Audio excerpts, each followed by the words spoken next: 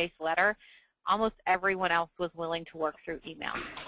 And so you want to start with showing good faith by having a strategic plan. So if someone came into your institution and said, are you in compliance with this set of laws? You could say, you know what, we're working on this. Let me show you where our plan is. This is what we're doing. We've figured these pieces out. We've made some movements forward. Here's our plan to go forward with that. There's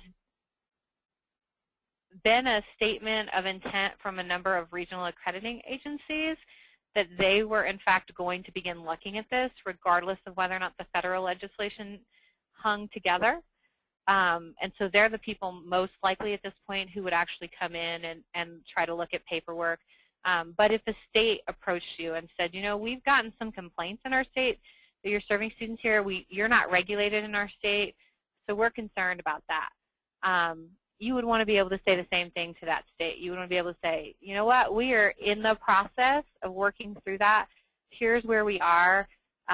We would love to be compliant in your state. Help us do that.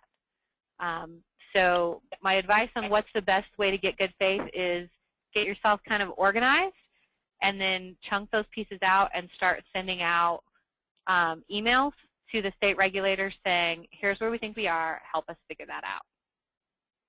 Excellent. So the final question, because we got a lot of questions about this, and I wanted to make sure you covered it briefly. I had a lot of requests for what your proctoring policy is at CSU Pueblo, since you guys are using that to exempt yourself in a couple of states, or you certainly exempt yourself from a portion of that. So would you mind briefly sharing what your, in regards to how you're mixing the online proctoring option in, how does that